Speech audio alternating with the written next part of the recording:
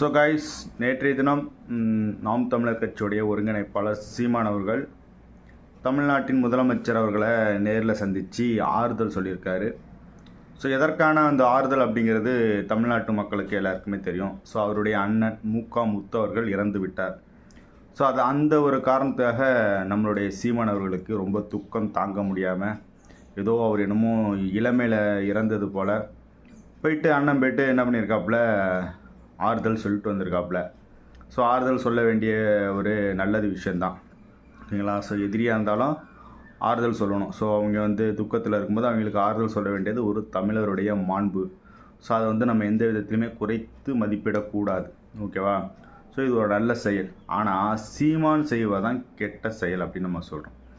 ஏன் அப்படின்னா, இவர் மற்றவங்க யாராவது சந்திக்கும் போது, மற்றவங்க யாராவது பேசும்போது அதை ஏன் மாண்புன்னு கருத மாட்டுறாரு, ஓகேவா. ஸோ இப்போ இது அரசியல் மாண்பு. ஒருத்தவங்க துக்கத்தில் இருக்கும்போது அவங்களுக்கு போய் நம்ம உதவணும், அவங்களுக்கு ஆறுதலாக நிற்கணும் அப்படிங்கிறது மாண்பு. ஸோ இதில் அரசியல் கடந்து தான் நம்ம பார்க்கணும். ஸோ மற்றவங்க வேறு யாராவது அரசியல் ரீதியாக சந்திக்கும் போதோ இல்லை வேறு எதுவாக சந்திக்கும் போதோ உடனே என்ன பண்ணுறது, அண்ணன் அப்படியே இந்த நாய்க்கெல்லாம் கசை அடித்து விடுச்சா என்ன பண்ணுவாங்க, கசை அடித்தா என்ன ஆகும், அவட்டில் வாழ்னு கத்துன்னு தெரியுமா, அது போல் கத்த வேண்டியது. ஸோ மேடையில் இவ்வளோ கத்தி போட்டு அப்போ நீ எதுக்கு போய் என்ன மசருக்கு போய் பார்க்குற அப்படிங்கிற மாரி ஒரு கேள்வி வருதா இல்லையா. மேடையில் பேசுகிறது ஒரு பேச்சு, செய்கிற செயல் ஒன்று. ஸோ இதை தான் நம்ம அப்பையிலேருந்து சுட்டி காட்டிகிட்ருக்கோம். ஏன் அப்படின்னா, மேடையில் பேசுகிறதுக்கும் நீ செய்கிற செயலுக்கும் ஒன்றுத்துக்குமே ஒத்து வராது.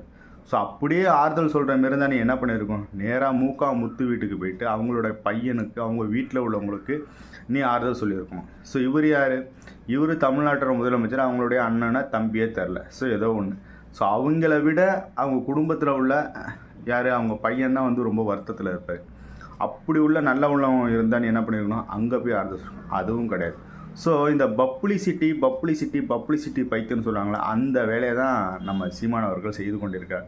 ஸோ 24 மணி நேரமும் நம்ம டிவியில் தெரியணும். அதுக்கு என்ன பண்ணணும், ஏதாவது ஒரு கல்யாண மேடை இருக்கா கிளம்பிடு, ஏதாவது சடங்கா கிளம்பு, ஏதாவது ஒரு ஃபங்க்ஷனா கிளம்பு.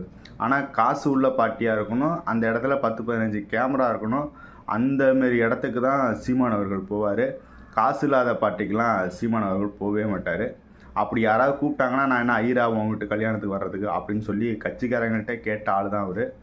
ஸோ அதனால் இவர் அரசியல்வாதி கிடையாது, மாற்று அரசியல்வாதி கிடையாது, மாற்று அரசியல் வியாதி. ஸோ மேடையில் ஒரு பேச்சு, செயலில் ஒன்று இருக்கும்.